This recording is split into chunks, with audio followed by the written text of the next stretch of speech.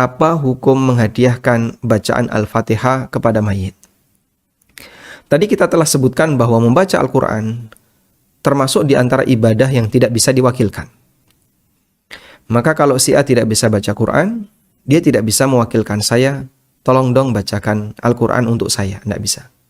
Kalau saya ngajari dia bisa. Kalau saya membacakan Al-Quran dalam arti biar dia mendengar Al-Quran yang saya baca, bisa. Dan itu sebagaimana yang menjadi kebiasaan para ulama di masa silam, termasuk Rasulullah SAW. Beliau melakukan tadarus dengan Jibril alaihissalam, sehingga Jibril mengajarkan Al-Quran dan Nabi SAW menirukan. Demikian pula yang terjadi antara Nabi SAW dengan sahabat. Beliau pernah meminta Ibnu Mas'ud untuk membacakan Al-Quran, lalu beliau mendengarnya. Beliau juga pernah membacakan surat Lam yakunil ladzina kafaru, surat Al-Bayyinah kepada Ubay bin Ka'ab. Yang itu dalil bahwa bentuknya adalah memperdengarkan Al-Quran kepada yang lain. Dan hal yang ma'ruf terjadi di tempat kita ketika ada acara, sebelum dimulai, ada salah satu di antara qari, ya, orang yang membaca Quran, mereka membacakan Al-Quran dan didengarkan oleh para jamaah dan masyarakat yang ada di acara tersebut. Baik. Dan yang kita maksud di sini adalah saya membaca Quran atau Anda membaca Quran lalu menghadiahkan pahalanya kepada mayit. Dan tadi kita sebutkan bahwa membaca Al-Quran termasuk di antara amal yang tidak bisa diwakilkan. Kalau kasusnya semacam ini, apakah memungkinkan? Ulama berbeda pendapat. Saya membaca Quran atau Anda membaca Quran, si A membaca Quran lalu dihadiahkan kepada, pahalanya dihadiahkan kepada orang yang sudah meninggal dunia. Kita akan sebutkan secara ringkas keterangan yang disampaikan oleh para ulama. Yang pertama, dalam mazhab Hanafi. Ulama Hanafiyah menegaskan bahwa mengirim pahala bacaan Al-Quran kepada mayit hukumnya diperbolehkan dan pahalanya sampai. Hukumnya boleh dan pahalanya sampai. Ibnu Abil Iz dalam salah satu keterangannya, beliau menyebutkan di syarah Aqidah Tahawiyah, Inna thawaba haqqul amil, fa idza wahabahu li akhihi al-muslim lam yamna min dhalika. Kama lam yamna min hibati malihi lahu fi hayatihi wa ibra'ihi lahu minhu ba'da wafatihi. Sesungguhnya yang namanya pahala amal itu adalah hak amil, hak orang yang beramal. Lalu kemudian ketika dia hibahkan kepada saudaranya sama muslim, tidak dilarang. Sebagaimana ketika dia menghibahkan harta milik dia kepada orang lain ketika dia masih hidup. Atau ya, dia membebaskan tanggungan temannya muslim yang telah meninggal dunia. Sehingga di sini kita bisa lihat bahwa Imam Ibnu Abil Is Al-Hanafi, beliau mengkiaskan menghadiahkan pahala amal itu sebagaimana orang menghadiahkan harta. Sebagaimana orang menghadiahkan uang, sebagaimana orang menghadiahkan makanan dan seterusnya. Ini keterangan dalam mazhab Hanafiyah. Saya anggap keterangan Ibnu Abil Is sudah mewakili pendapat mazhab Hanafiyah. Berikutnya kita beralih ke pendapat mazhab Malikiyah.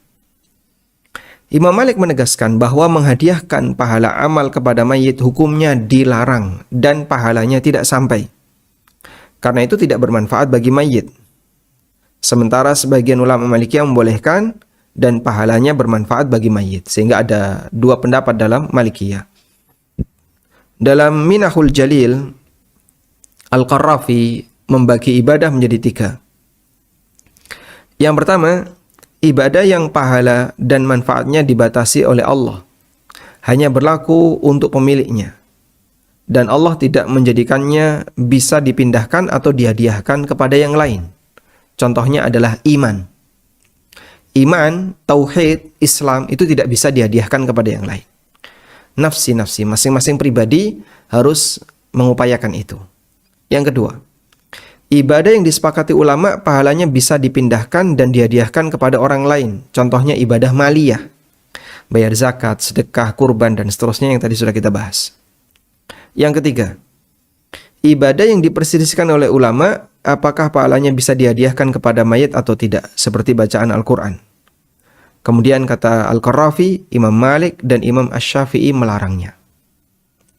Kata Al-Qarrafi, Imam Malik dan Imam Asy-Syafi'i melarangnya. Selanjutnya Al-Qarrafi menyebutkan dirinya bahwasanya beliau lebih menguatkan pendapat yang membolehkan. Beliau mengatakan, "Fayambaghi lil insani alla yatruka fala'allal haqqa huwal wusulu fa innahu mughayyab." Selayaknya orang tidak meninggalkan praktek ini.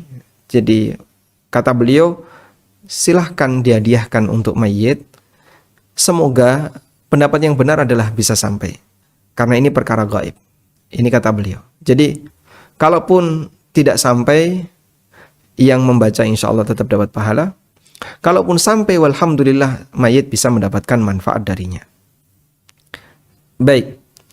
Ada juga sebagian ulama Maliki yang berpendapat bahwa menghadiahkan pahala bacaan Al-Quran tidak sampai kepada mayit.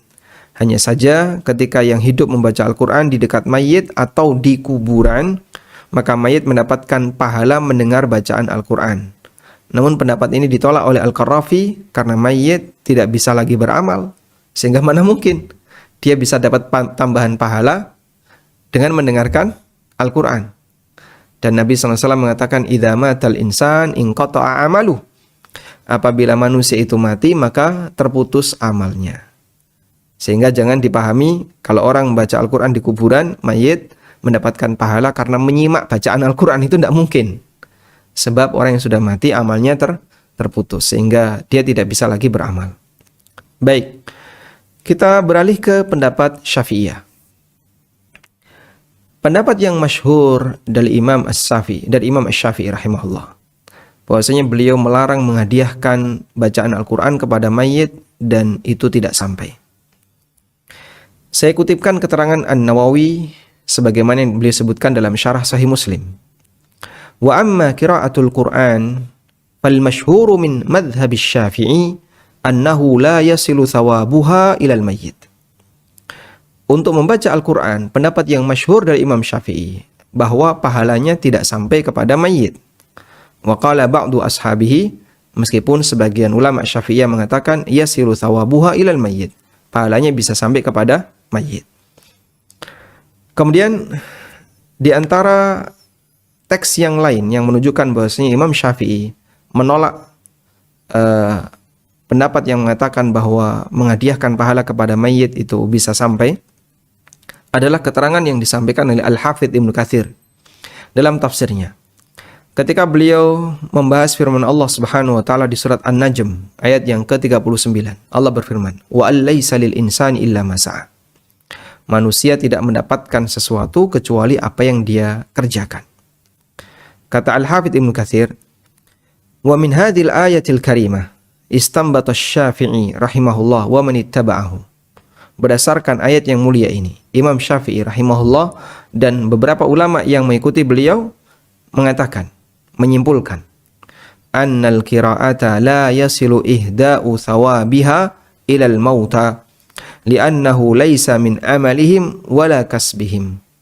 Bahwa membaca Al-Quran itu pahalanya tidak sampai ketika dihadiahkan kepada orang yang sudah mati.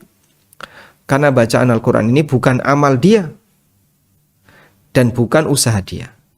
Sementara di situ Allah berfirman, wa allaisa lil insani illa ma sa'a. Manusia tidak mendapatkan pahala kecuali apa yang dia usahakan. Kemudian Ibnu Katsir menyebutkan beberapa dalil dan alasan yang mendukung pendapatnya ini. Dan Anda bisa simak di keterangan beliau untuk tafsir Ibnu Katsir dari surat An-Najm ayat 39. Selanjutnya kita beralih ke pendapat madhab yang terakhir, yaitu madhab Hambali. Dalam madhab Hambali ada dua pendapat. Sebagian ulama Hambali membolehkan dan sebagian melarang. Sebagaimana ini juga terjadi dalam madhab Malikiyah. Ada 3 pendapat ulama dalam madhab Hambali dalam kasus ini. Kita akan baca yang pertama. Boleh menghadiahkan pahala bacaan Al-Quran kepada mayit dan itu bisa sampai kepada mayit. Ini pendapat yang masyhur dari Imam Ahmad. Pendapat yang kedua, tidak boleh menghadiahkan pahala bacaan Al-Quran kepada mayit meskipun jika ada orang yang mengirim pahala, itu bisa sampai dan bermanfaat bagi mayit. Jadi tidak boleh dilakukan, tapi kalaupun ada yang melakukannya, maka ada peluang pahala itu sampai kepada mayit. Dan ini adalah pendapat, kata Al-Buhuti, ini adalah pendapat mayoritas ulama Hambali. Yang ketiga, pahala tetap menjadi milik pembaca, yaitu orang yang hidup tadi, hanya saja rahmat bisa sampai kepada mayit. Ini pendapat yang ketiga dalam mazhab Hambali. Al-Buhuti mengatakan, wa qala al-aktsar la yasilu ilal mayyit thawabul qira'ah wa inna dzalika li fa'ilihi. Mayoritas Hambali mengatakan pahala bacaan Al-Qur'an tidak sampai kepada mayit dan itu milik orang yang beramal.